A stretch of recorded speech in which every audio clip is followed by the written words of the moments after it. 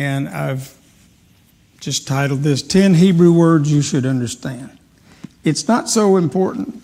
I'm not trying to teach you Hebrew. I'm just trying to teach you a little bit about some of the original language because it makes a difference sometimes. So we're going to go down as many as we have time for tonight, and then we'll just pick up the next one. Who can tell me what shalom means? Peace.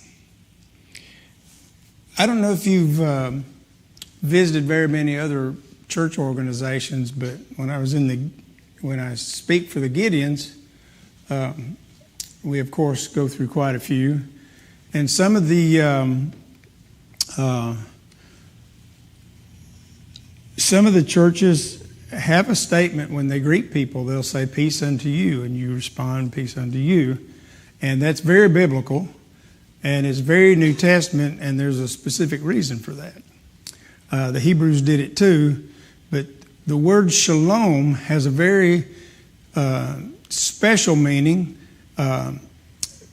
It's interpreted or translated as peace, which it does mean peace, but it has a little bit deeper meaning. I have handouts tonight so that you can take notes. Sister Campbell, anybody else didn't get one? Let me take care of that.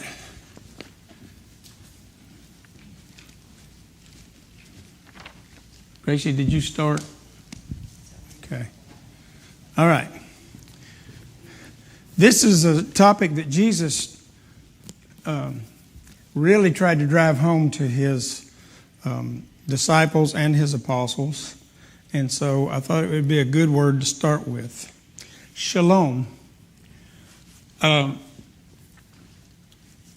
Shalom is based off of, in Hebrew you have three-letter roots. And from those roots you can modify the word and create many different thoughts with that same basic root. So shalom comes from shalem, and we'll go through that here in just a minute. So shalom goes beyond the absence of conflict, which is usually what we think of. Let's just have some peace in this house, you know.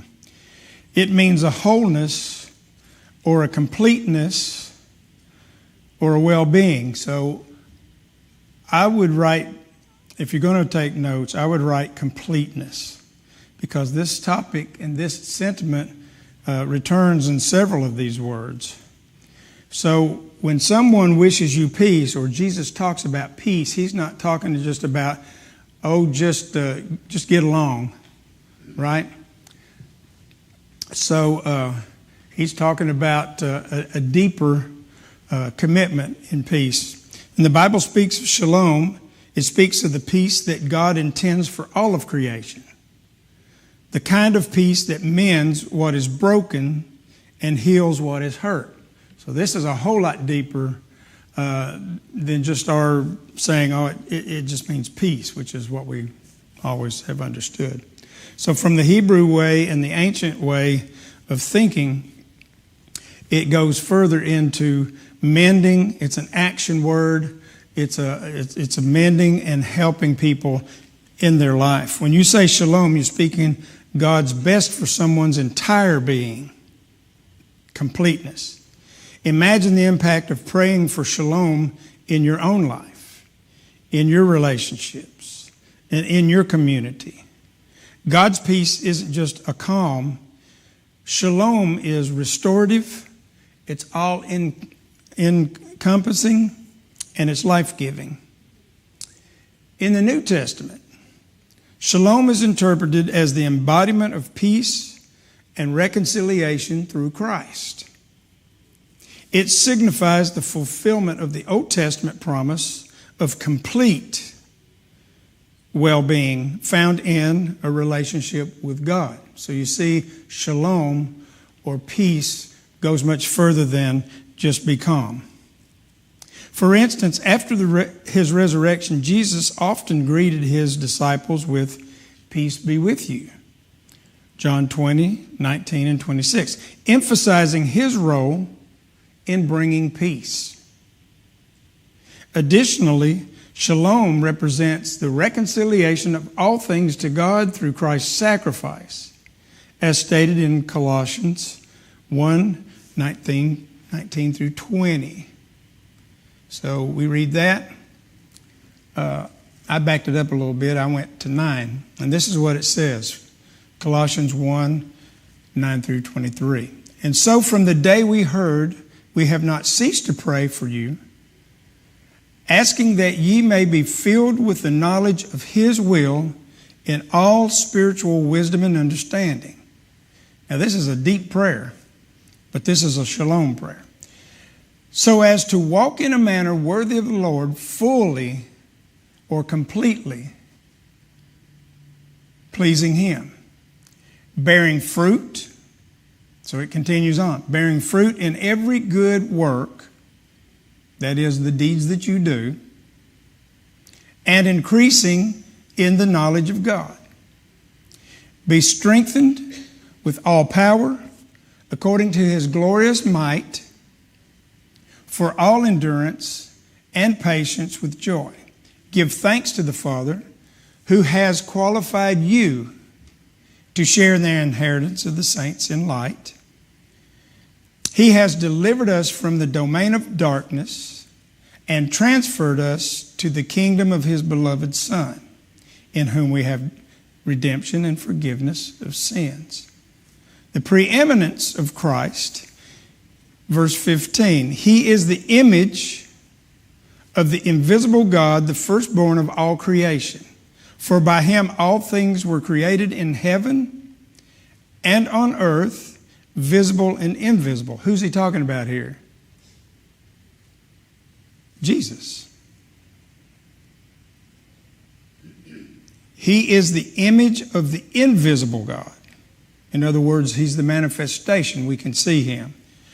The firstborn of all creation. But it also says, by him all things were created in heaven and on earth, visible and invisible, whether they were thrones or dominions or rulers or authorities, all things were created through him, for him. For he is before all things. And in all things, in him all things hold together. Now this is an interesting concept too, this holding together. We'll get to that a little bit later. He is the head of the church, head of the body, the church. He is the beginning, the firstborn from the dead, that in everything he might be preeminent. For in him all the what? Fullness of God was pleased to dwell. And through him to reconcile himself all things, to himself all things, whether on earth or in heaven, making peace by the blood of his cross, making peace. This is peace that's not calm. This is an everlasting, this is a fullness or a completeness of peace.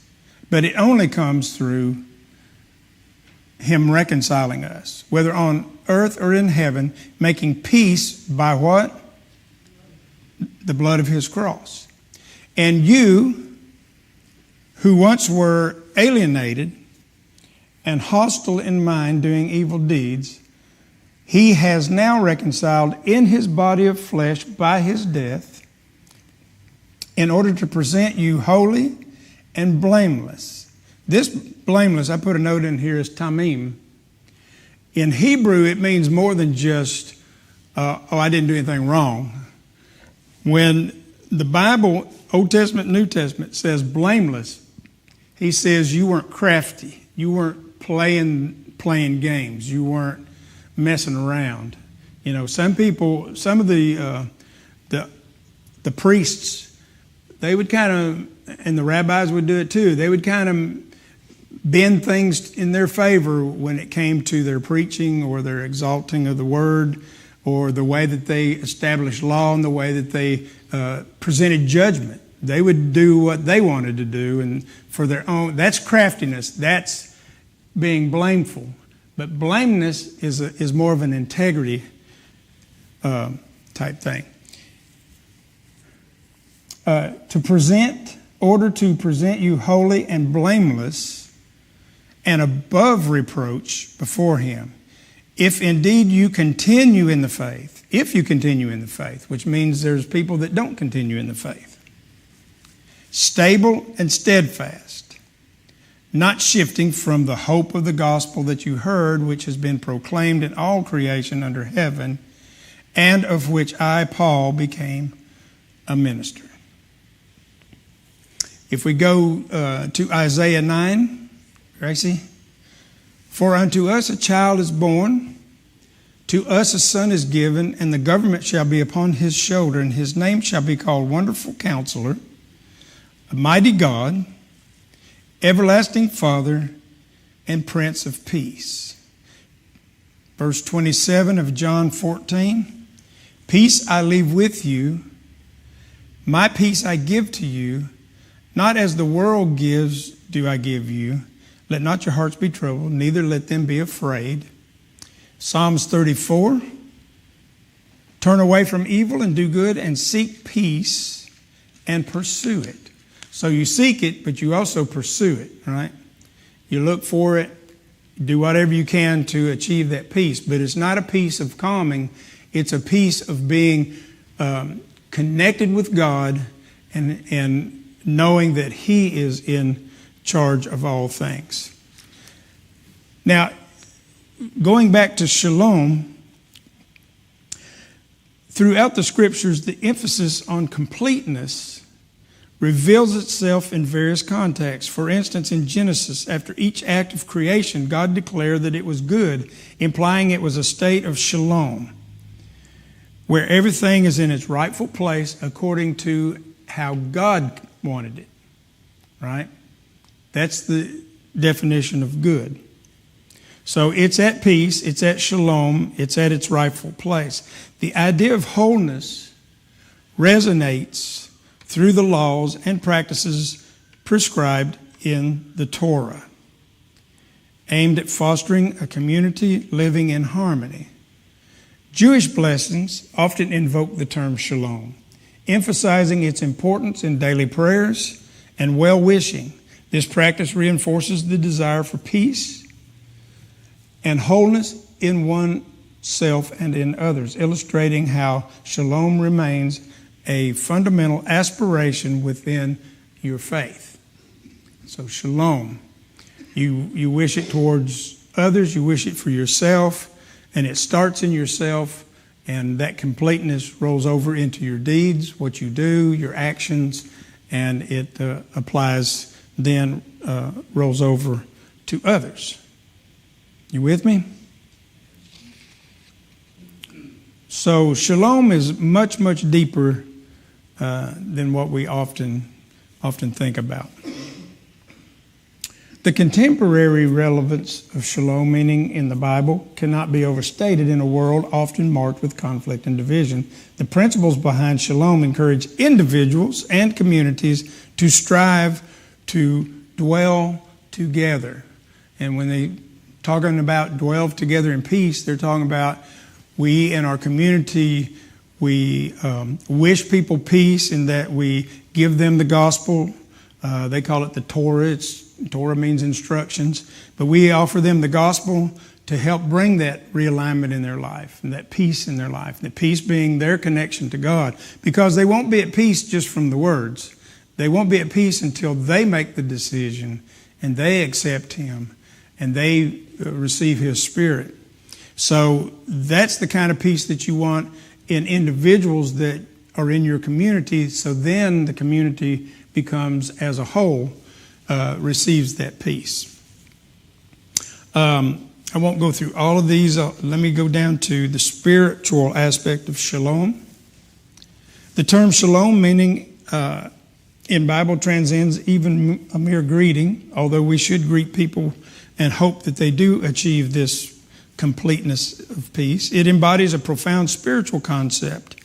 In its essence, shalom signifies peace, completeness, and wholeness That would include your spirit and your soul. This term is prevalent through the Bible, conveying a deep connection with God and humanity. So when you bridge that gap, you will have that peace. Historically, shalom reflects the covenant relationship between God and Israel. In the Old Testament, the Israelites often sought God's shalom during times of distress, indicating their reliance on Him. The concept extended to social and communal aspects, inspiring justice and mutual respect in society.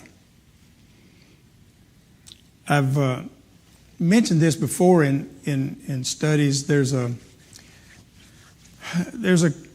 common phrase at least among the Christian Jews, the Messianic Jews, if you want to call them that. And it's Sha'alu, Shalom, Shalom, Yerushalayim, pray for the peace of Jerusalem. Well, it's not just praying that things calm down in Jerusalem. It's praying for Jerusalem to be at one with God. Because when Jerusalem is one with God and is at peace is when He comes back. And they're expecting Him to come back and set up a kingdom. You follow me? So when they say pray for the peace of Jerusalem, they're really saying, thy kingdom come, thy will be done on earth as it is in heaven. It'll shut. There you go. In the New Testament, the meaning of shalom evolves even further, closely associated with the teachings of Jesus Christ, who embodied shalom, offering peace that surpasses earthly understanding. We all know that scripture, right? Peace passes all understanding.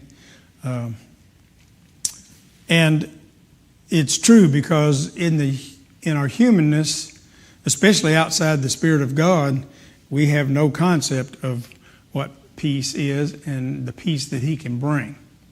Many people assume that they would know it, but they don't. So how does prayer for shalom affect you? Praying for shalom can instill a sense of tranquility, guiding believers toward peace within themselves and encouraging them to extend that peace to others. Numerous biblical verses illustrate the significance of shalom. Isaiah 26:3 says, "You will keep in perfect peace those whose minds are steadfast." And steadfast is a very strong word. It means to hold it together. Because they trust in you. So trust and faith, steadfast faith, goes hand in hand with that peace. And he says perfect peace, he means a complete peace.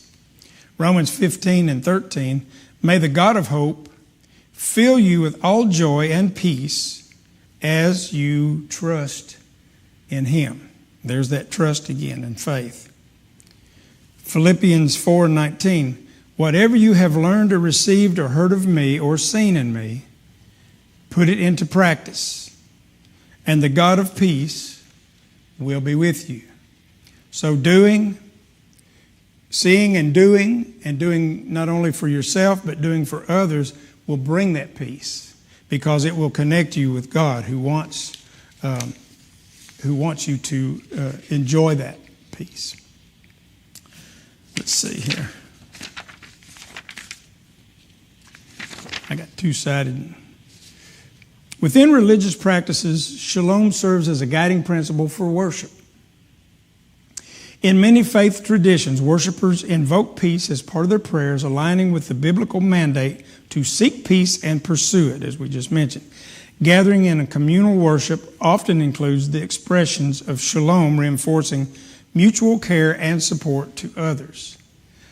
Congregational activities, such as even meals and charitable work, symbolize the extension of shalom to others. So we don't do it just within our four walls amongst our people, but we do it in the community as well. On an individual level, cultivating shalom involves practices that support mental and emotional well-being. Meditation, prayer, and reflection are methods through which individuals can seek a personal shalom. Meditation, prayer, and reflection. These practices heighten awareness of one's inner peace and serve as a foundation for peaceful interactions with others.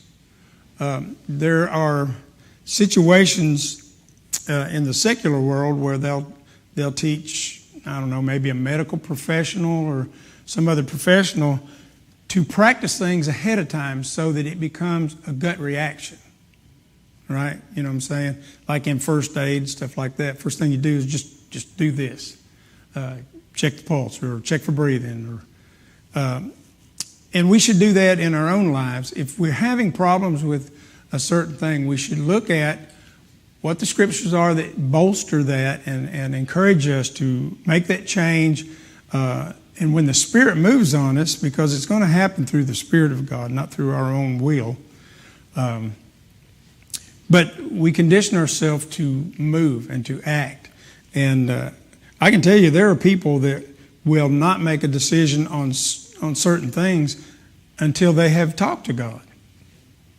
And that's the way we do, right? And so it can be a personal thing and well within the biblical context. Any comments? I have a question. Mm-hmm.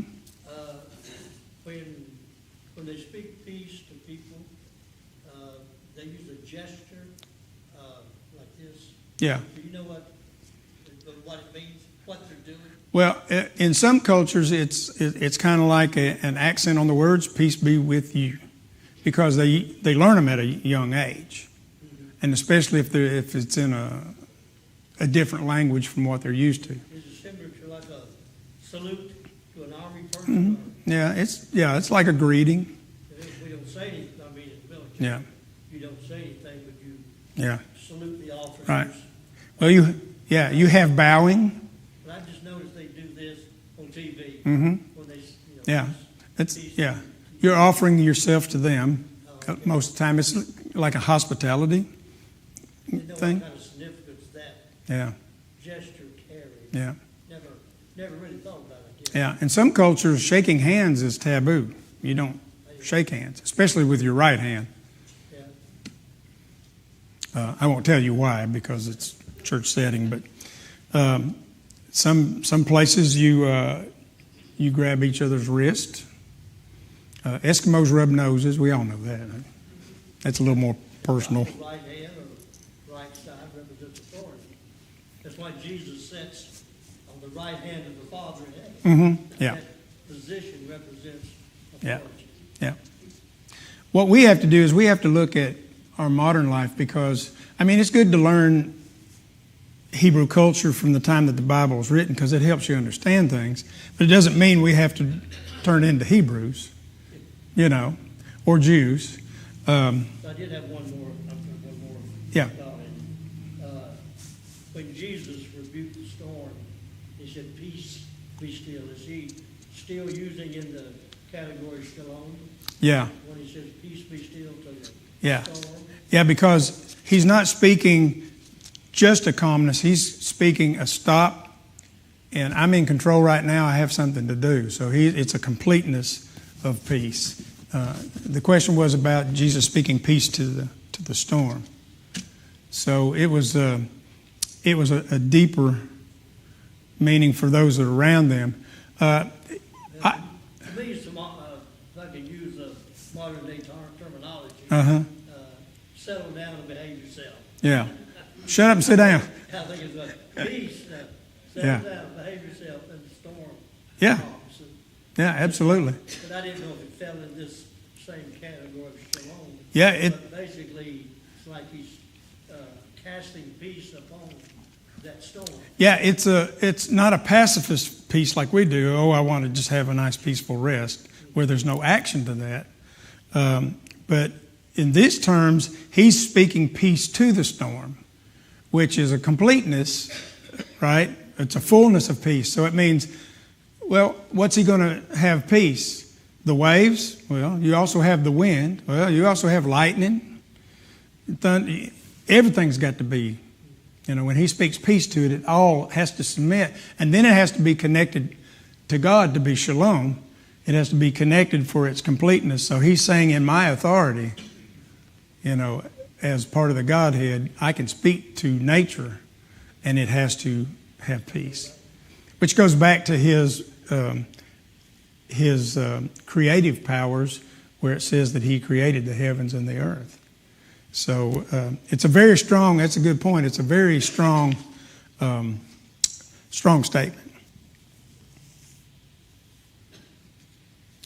All right, let's go to our next word, chesed. Gracie, see if you can find that down there, chesed. It's after Psalms 34. On the left-hand side, just...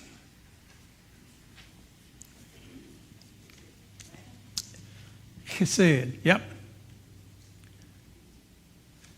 Sometimes it's translated loving kindness. Sometimes it's translated mercy. And that's why we want to cover this, because it has a very specific meaning, a fuller meaning. And we just want to get used to that. Just like the shalom has a much fuller meaning, so does chesed. The word chesed defies a one-word translation. It's often translated loving kindness, mercy, or steadfast love, but it's much more. The Hebrew word has no English or even Greek equivalent. So when you translate the Hebrew writers in the New Testament to Greek, you have to kind of scratch your head and do your best equivalency. It's born from the root word that means to bow one's head toward another. Okay? We'll call it relentless love in your notes, or you can call it mercy, but in your spirit, you're bowing the head toward one another. This kind of goes with your gesture, Pastor, where they would Shalom Salabam. Spiritual, but I know a lot of Koreans and Japanese, and I don't know that they do it from a spiritual aspect or a custom. But still it has a connotation or some special meaning. You're talking about the bowing? Bowing to each other. Yeah. If you receive protocol, let's say, to visit Japan, which is very ancestral, very traditional in their society, they will take you through the steps of how far to bend when you bow, depending on that person's level. So there's so many degrees for this one, so many degrees for this one, and you see some of them just almost kowtow, which is to, lay down. So depending on the culture, I don't know about Chinese, but I do know Chinese has it, but I don't know if it's the same deal where depending on your level, there's different degrees, and they teach the dignitaries what degree, stuff like that. Now, some of the dignitaries may be exempt from that. Like, if you have a high-level official from the U.S. visiting Japan, they may be exempt from that. I don't really know. I do know that there was peace talks going on one time. This is back in the 80s, I think. They were all sitting around, kind of like they do in the Oval Office, where they're not at a table, but they're just sitting in chairs. And one of the... I don't know if it was an Asian or an Arabic dignitary got up and just left the room.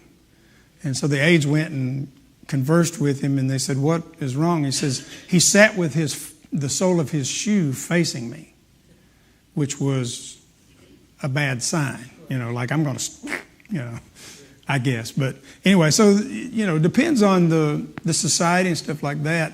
They may express it in different ways.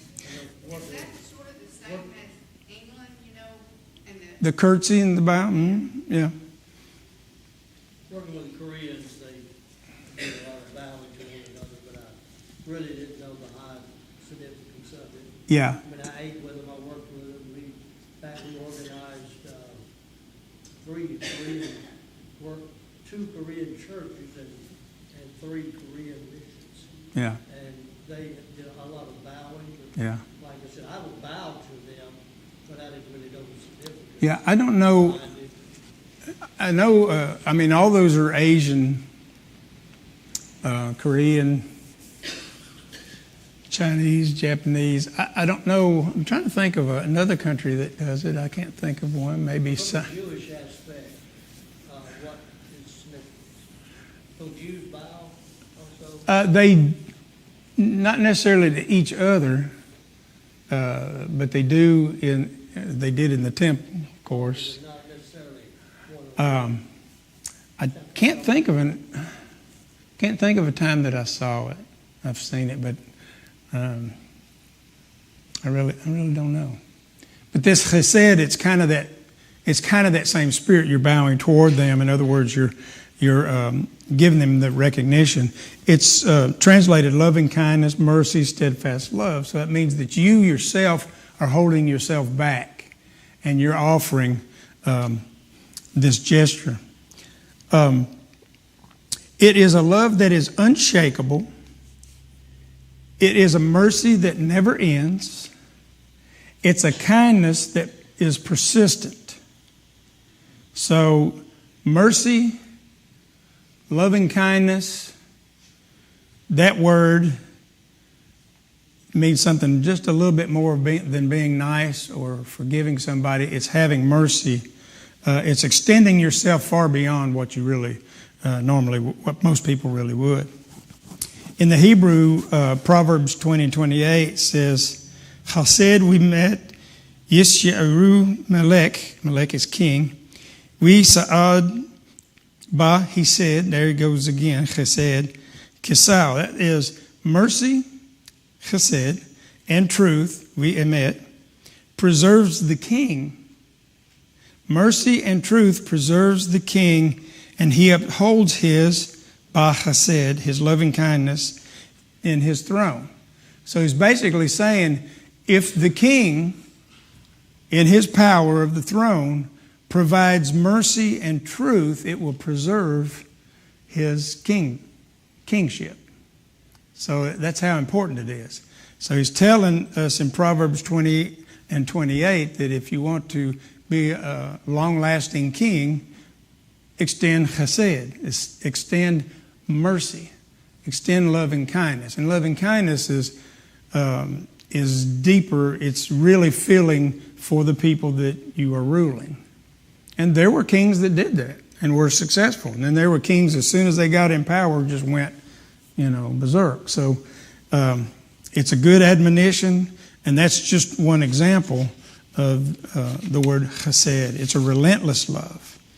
Now, in the Greek, Matthew 9, chapter 13, says, Porthentes de methede ti estin elios. Elios is the Greek word that we translate to mercy, and it's the strongest one we can use. Thelo kai oi u thoisen u gar. It says, having gone, however, learn what is, or in other words, learn these things, mercy and not sacrifice is what I desire. So the English translation roughly says, go and learn what this means. I desire mercy, but not sacrifice, because I came not to call the righteous, but the sinners. So he says, find out what this means. I desire mercy and not sacrifice. Sacrifice is just the beginning part of it. I'm giving this up, but the mercy is where the rubber meets the road. Mercy is you and me, because we don't give mercy to God.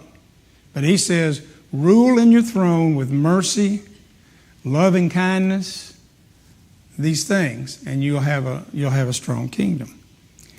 But the sacrifice is not, and God made it clear in other places. Look, you sacrificed in the old days, but I don't like the sacrifice. I don't glory in the sacrifice, and I don't accept the sacrifice. What he says is he wants the obedience, right? So he wants us to be putting ourselves out there. He wants us to be doing these things that we know we should do. He wants us to be extending these emotions and these feelings and treating people right. And Jesus spoke about this quite bluntly. quite evenly. Do unto others as you have them to do unto you, which is kind of the inverse of an old Hebrew statement. It was more on the negative side. Don't do don't do things that you don't want people to do to you. But he's saying, once you have this peace and once you have these blessings that I'm offering to you, go out and give them to other people. Extend them to other people. Live them. Do these things. So it's a good lesson to learn. That's chesed. We have 20 minutes. Go and learn what this means. I desire mercy and not sacrifice. All right. You might want to refer to your page on this one. This one's called Emet. This one's going to take us right to the end of tonight's lesson. It's going to be hopefully interesting to you as it was to me. You remember, maybe, in the Revelation class, we talked about Alpha and Omega. I am Alpha and Omega. Remember that? Alpha and Omega are the Greek letters, but Revelation most likely was written, well, I'm sure it was written in Hebrew. So instead of Alpha and Omega, you'd pick the first and the last letter of the Hebrew alphabet, which is Aleph and Tav, A and T.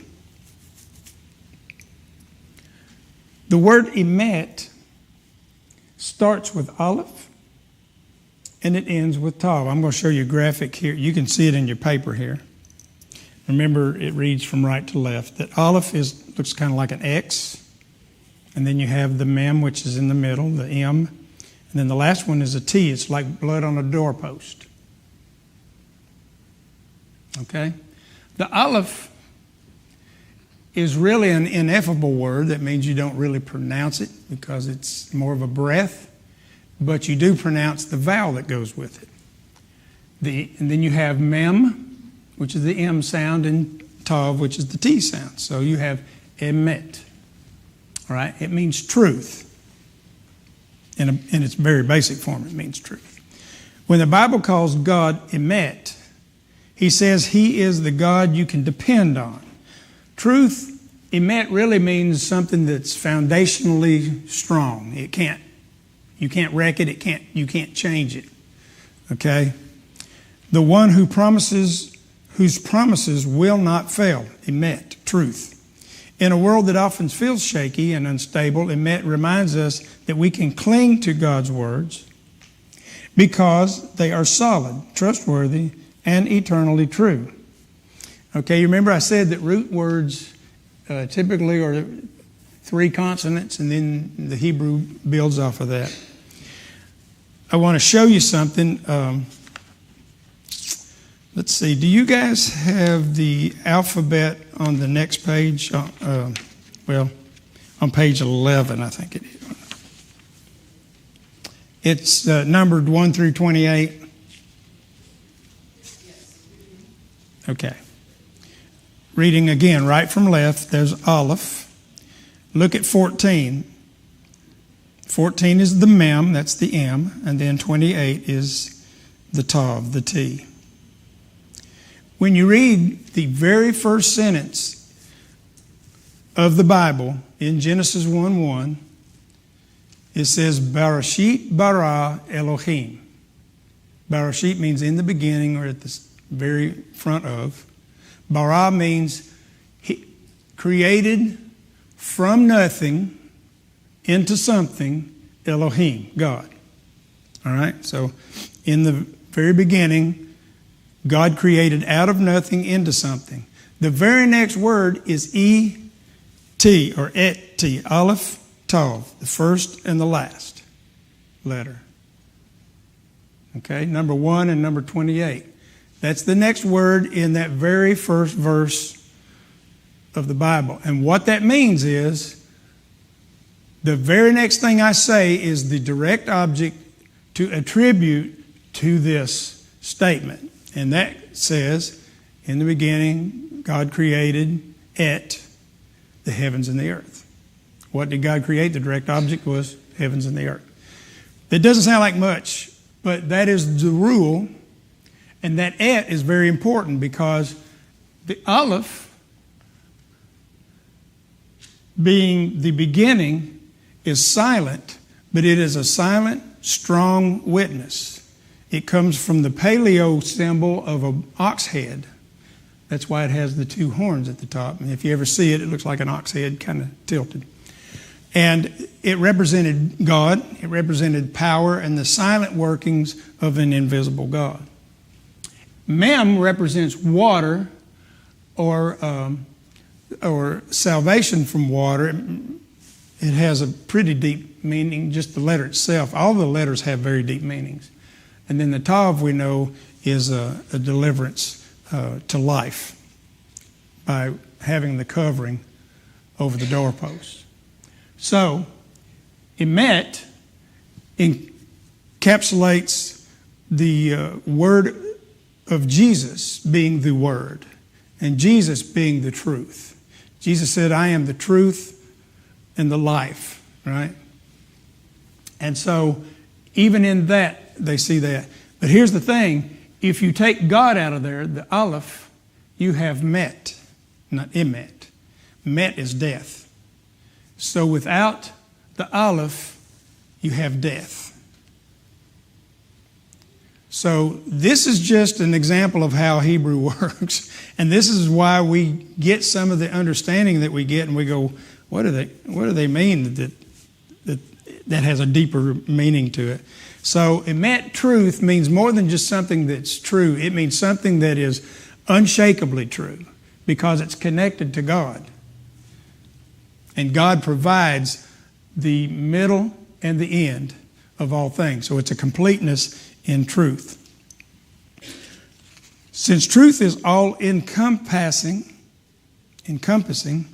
there is always a place for it to be practiced.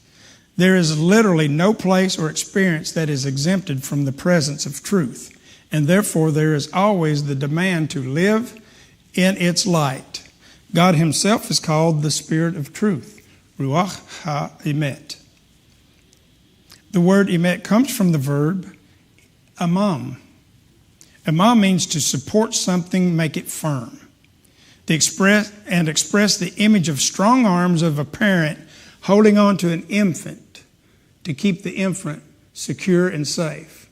You just can't get much stronger than that. That's the image that Amam reaches. Truth stands in active relation to one who is supposed to know it and carries the burden, so to speak, by being the foundation of one's existence in creation. So this is kind of the concept of the Father. Because he gives us the truth, and because he gives us this strong, firm foundation, we can excel as his creation and we can have faith in him as his creation. You know that when you're raising children, one of the things they tell you is set boundaries. You don't have to be mean, but set boundaries, because those children will test those boundaries, not because they're mean, but because they want to feel secure. When they find out you have given them boundaries, they feel more secure. And that's the same, basically the same concept in that. So emet is truth. Emet is a firm foundation, an all-encompassing grasp of God around us in our hearts, our souls, our minds, our spirit, all of these things. So he incorporates that emet in all that we do. I won't have time to go into the next one and start the next one. Anybody have any comments or questions? I hope it helps even a little bit. Well, when you stop and think about the Garden of Eden, why did it have to have a tree for the knowledge of good and evil? Yeah.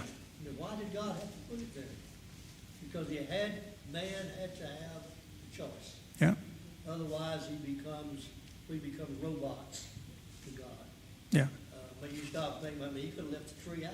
Yeah. Just, hey, take care of the land. If he created us to have a relationship, Right. And like you said, what kind of relationship are you going to have if he says, oh, there's no tree, there's no evil, go do your thing. Relationship, if he said to do whatever you want to do. Yeah. Like you said, no boundaries. So the boundaries do form a relationship to God. Yeah. And man had to have a choice. Yeah. And that was the purpose of that tree, which therefore that put a boundary. You can do everything in this garden you want to do, but you can't cross the line on this tree right here. You cannot eat this fruit. You cannot partake of this tree. Yeah. So God put boundaries there for them, but like you said, that boundary forms a closer relationship to God.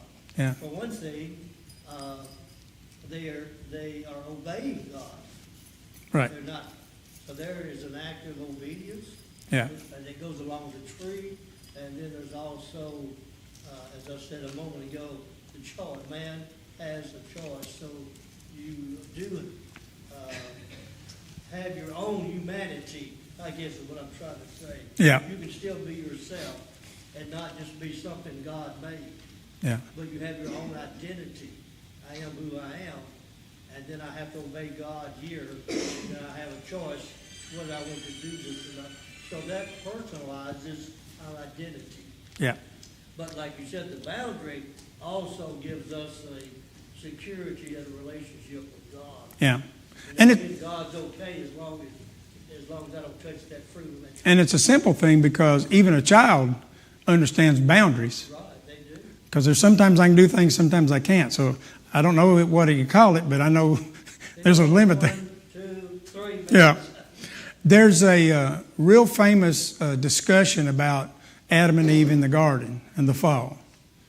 And the man and the woman are sitting there and they're talking about this. And he says, well, have you ever wondered why this even happened to begin with? And the man says, well, let me make an attempt to explain it. He says, it has something to do with the internal makings of a woman. And she says, what do you mean? He said, well, it's like this. He said, if you remember the scripture, he said, God says, here's the garden. God says, here's the rules, and blah, blah, blah. He said, I was sitting the other day and I told my wife, we've got a good life. He says, we've got 2 cars, 2 good cars. We don't have to jump them off like we used to. Remember those days? Even a good car, you had to jump her off every now and then. He said, got a nice warm house. We've got food to eat. Got a beautiful, beautiful den. She said, yeah, it's just not enough, is it?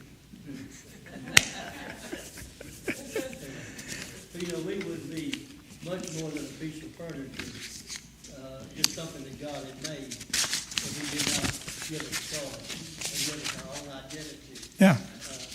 Otherwise, we're just, like I said, something God made for the garden. Yeah. The floor does not recognize you. But go ahead.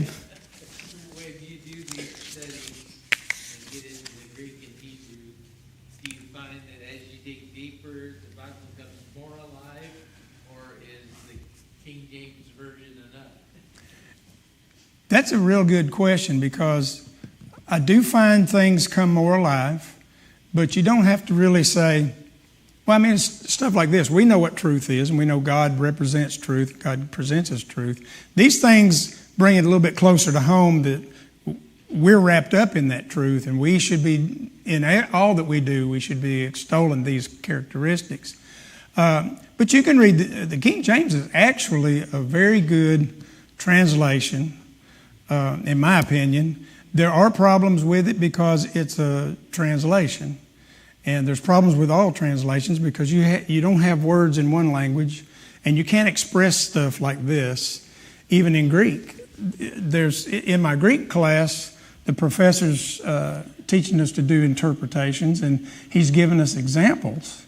And he says, okay, take this sentence, Lance, and you pronounce the sentence and you break it down and translate it. And it's like, wow, how do you translate that word? Because we've already learned what some of the words mean. And he said, this is the problem. You have to pick the right word.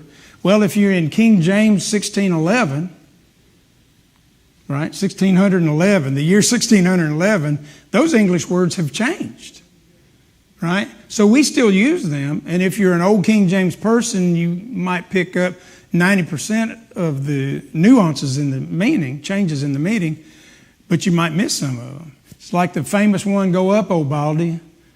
Remember that one where the prophet goes up and they make fun of him? "Go up, O Baldy." Go. Well, baldy doesn't mean you don't have hair. Baldy means you have white hair, like a bald eagle. That's an Old English term. We talked about the people that came up with the gap theory in Genesis that said, oh, well, God told them to go out and replenish the earth. That must mean the earth was already plenished before that. Well, replenish does not mean that.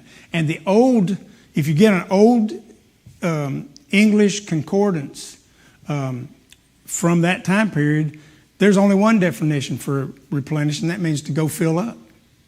It just sounds like replenish, but that's not the basis of that word, because the basis of that word most likely was French or something. So you see what I'm saying? You can get misconceptions. Are they doctrinally going to kill you? Probably not, right? If you just read the Old Testament and have a good teacher, you can learn a lot about Jesus and salvation and things of that nature, because it turns out that the gospel is nothing but the Torah corrected, because Jesus says, I've come to fulfill the Torah, the instructions, not destroy them. So that means I'm going to explain them to you and correct them where these guys have messed up. Because if you follow the Torah, which if you're reading through the Bible, you've already seen that, well, in Leviticus we got all these rules, and then in Deuteronomy they're kind of changed a little bit, and then as you go, by the time Jesus was walking the earth, the rabbis were starting to have a great influence, and they were just teachers. This rabbi over here had a group, and that rabbi over there had a group, and they would pit ideas against each other, and one guy would be super conservative, one guy. So they have the same problems we do today. But we all have to go back to the source, and that's the truth of God. We fumble with it. We mess up in it sometimes, but reading the King James is a real...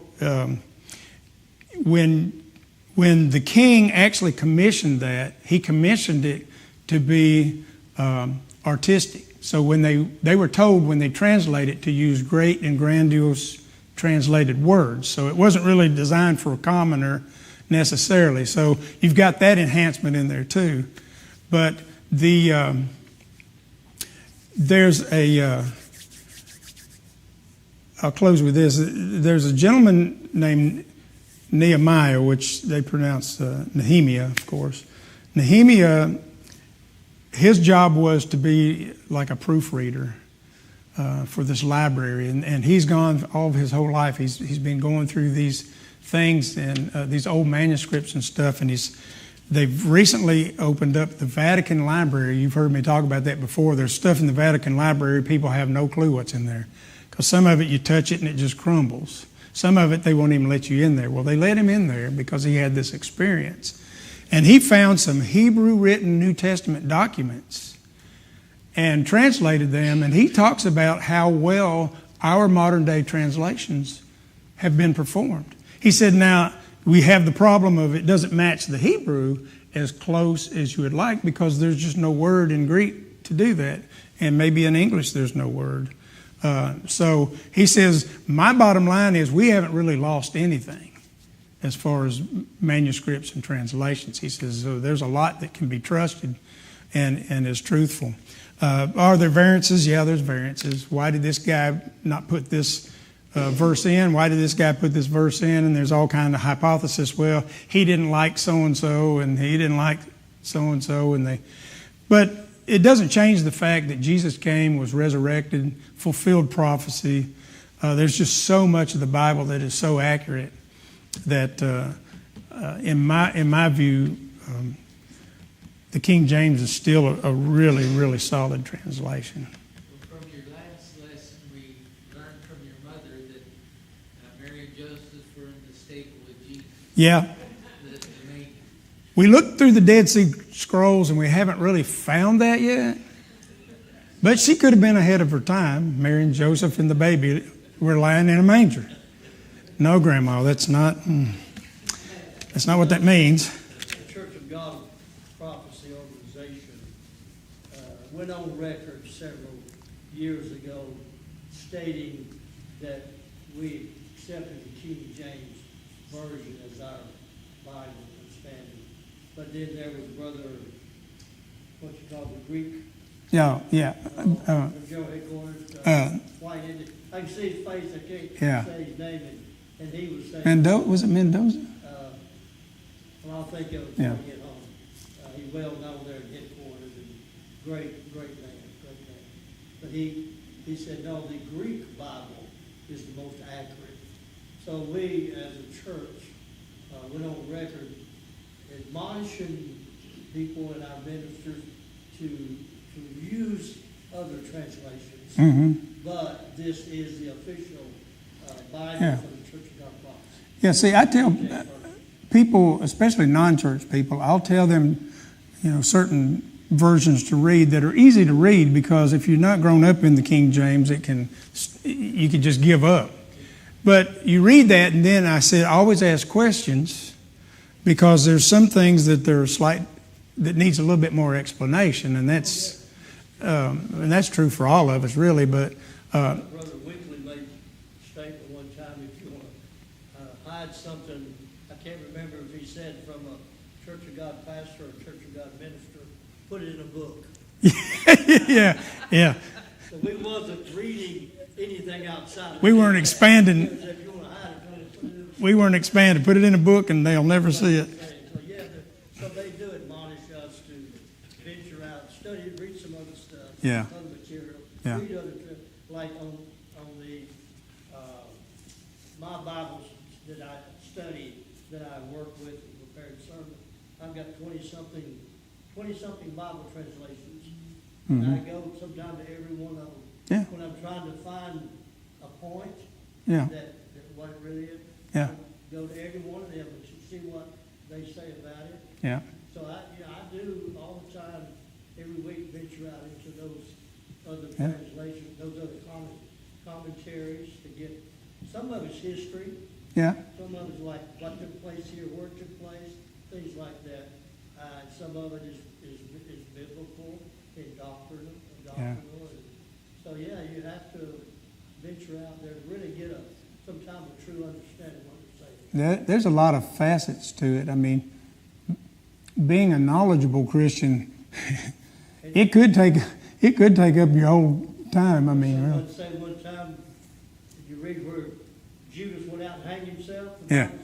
Yeah. And another scripture says, "Go you out and do likewise." Yeah. You can't put those two together. Yeah. Be careful. Be careful. Yeah. There's a story going around. I don't know how true this is. In one of our assemblies, they were arguing. The guy was preaching or arguing about the translations, and he said, "What was good enough for the Apostle Paul is good enough for me. We'll stick with the good old King James." Well, the Apostle Paul lived in the year 90, and King James didn't start writing. Well, King James didn't write anything. I just got a storm alert. Dear Lance, please be quiet. The second revival that I ever preached. My brother got saved in my first revival and got called to preach. And so I asked the pastor, I said, can my brother join the pastor that invited me to come home to revival? I said, can my brother come? He just got the call to